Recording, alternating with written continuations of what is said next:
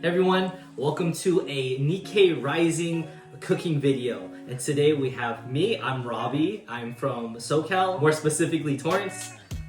I'm Ryan. I'm from the Bay Area. I grew up in San Francisco. And so yeah, today we are gonna be cooking Oyako-Donburi.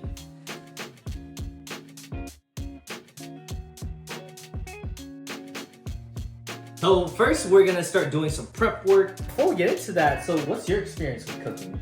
I cooked a lot. I said let him cook!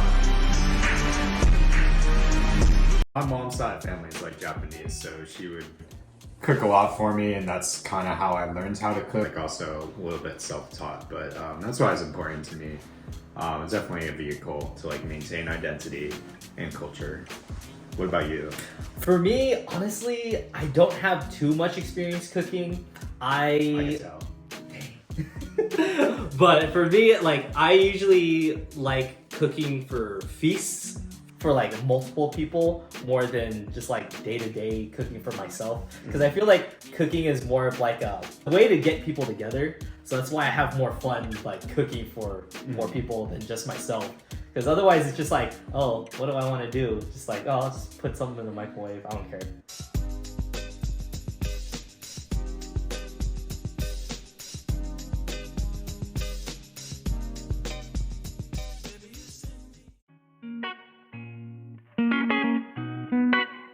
Touching the onions. Let me start over. We gotta cut up all the onions. While we're doing all that, what do you think of the name parent-child?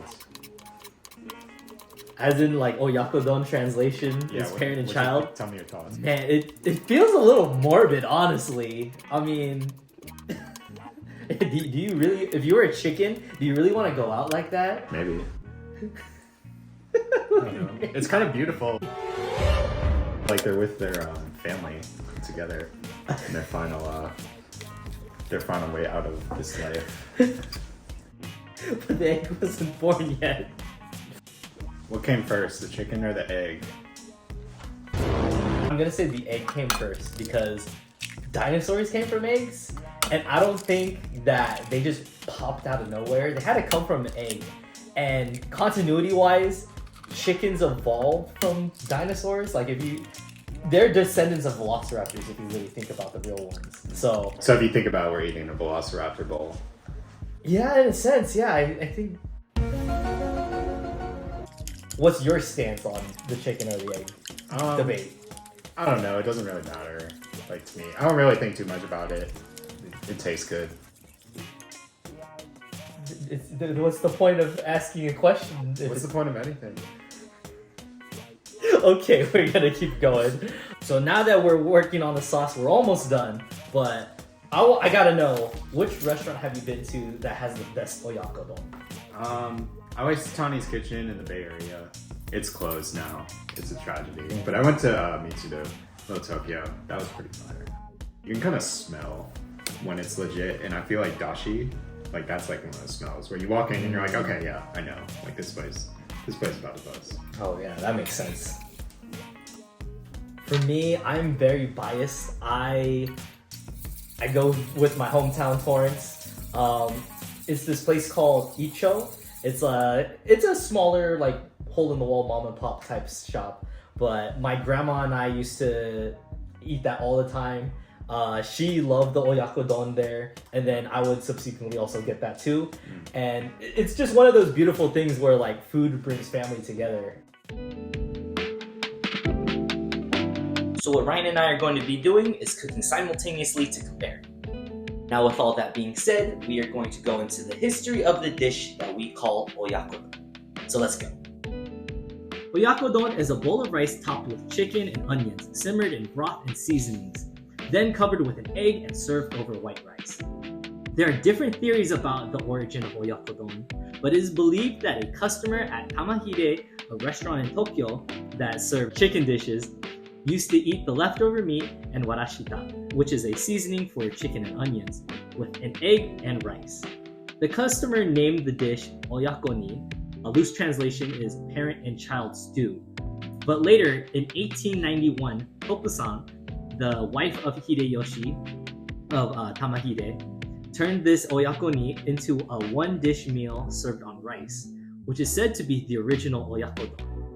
Initially, it was only available for delivery, but it became increasingly popular among people, particularly in Kabutocho, Yone-Yamachi, and Nihonbashi, where many orders were placed and eventually the dish spread throughout Japan. Would you say this is in your top 5 Japanese dishes? Honestly, I wouldn't put it top 5. I would probably put it top 10 because I really love the flavor and like the simplicity of it. But top 5, I don't know. What about you? Nah. I'd say like sukiyaki, top 5 easily. I think it's really good. I just don't see it in my top 5 or 10. I think maybe even like omurice would be like higher up than this. But it's really good. It's a really good like staple meal. So who's your favorite Asian American chef? Like there's with the rise of Asian American presence in media, like who do you think would be top of your list for chefs? Probably just like my mom, family, but then like Doobie Doobop on YouTube. She's pretty cool. I've never had her food, so but I don't know. I like her vibe. I haven't had many like famous chefs' food either. If I were to go based off culinary stuff though, I would probably say Roy Choi. I've actually had his food before, which is fantastic. He has this Kogi, I think it's called Kogi food truck. It's fire. Okay, so what's your favorite food sin? Food sin? I honestly get scared of like combining two like crazy things. I sometimes don't like when certain foods touch each other. Bruh. So I don't have too many food sins. What I see on social media, one of the funniest ones I've seen was like they called it a purple cow, and that was grape juice and milk. That just sounds utterly disgusting, but it just sounds so funny though. What's your favorite food sin though? Alicia Keys, fish and hot chocolate. You ever have that? No. That's my breakfast. Okay, it's quite a way to start the morning. It's the best way to start the morning. It probably keeps you energized the rest of the day, huh? What's your favorite Studio Ghibli film? And what's your favorite food that you've seen in like any of their films? It doesn't have to be the same film either. I think I'm basic. I like Spirited Away a lot. I also like Grave of the Fireflies, but like not like I watch it like to like enjoy myself, or not that I watch it all the time. I just think it's a very well done film. Like in Howl's Moving Castle, they have like the bacon with the eggs, but like it has different cooking times, so like I don't know, maybe that's like a food sense too. So like you can't put bacon and an egg on the same pan and like expect it to go well. So like what are you doing now? Like come on. Well, it's probably because he's magic, huh? He's magical or something. Okay. The calcifer is not a regular flame. Calcifer. Yeah. I use calcifer to cook this. Okay. My favorite film is Princess Mononoke. I even made a song about it. That's how much I love that film. Oh yeah? Where can you find that song? You can find it on every platform, every streaming platform. That's Spotify, Apple Music, Tidal, YouTube, anywhere you find music. That's crazy. But getting away from that, a shameless plug, but I don't know why when I was a kid, like the way I see Porco Rosso eat was so fun because that's such a guy movie. I think it's Porco Rosso is a guy movie? Yeah, it's such a guy movie. Oh. It's like the dudes enjoy that because it's so like. I didn't like it. Maybe you're not a real dude. I might not be.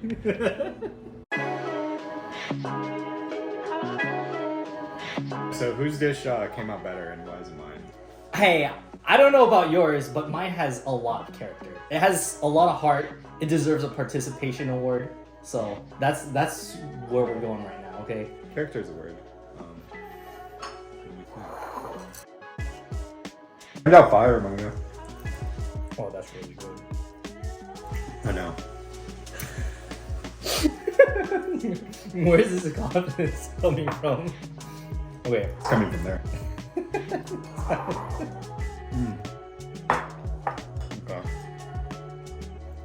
Okay. I don't know what that okay is for. That's got like runny eggs. It's got the texture. Okay. My eggs are fluffy like clouds. Okay, they have no real shape to them, but it's just like wow. And you visualize it, and then you see like wow, that's like a kid running. I love your confidence. How much would you say food is tied to Japanese or JA culture? Like absolutely, it does. There's a quote in the book "Crying in H Mart," and she talks about how she's not fluent in Korean, but then when she goes into H Mart, she's fluent. I feel the same way. I can't speak Japanese. I'm also mixed too, so I can't speak any Japanese. But when I go into Nijiya, I'm like I know what I'm talking about. Like I feel at home. I just think it's like food is like the thing that nourishes, and brings everyone together. And I definitely feel like growing up too, I mostly ate a lot of curry. That's what nourished me, brought me together, made me who I am. And for me, it's like food is such a like integral part to like who we are as people because it's so like you could go to any place in the world and you could give them the same exact ingredients and it's just completely different every single time. So it's like a way of like creative expression, which I love being an artist. And so for me, like it really gives me great memories, like how I mentioned with my grandmother in that one restaurant, Icho, how we would order the same things and it felt I was closer to her with them. So that's what's really beautiful about food in general.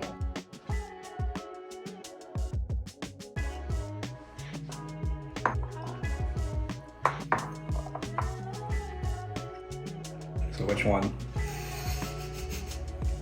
Meow. Wait, sorry, Robbie. Which one did you pick?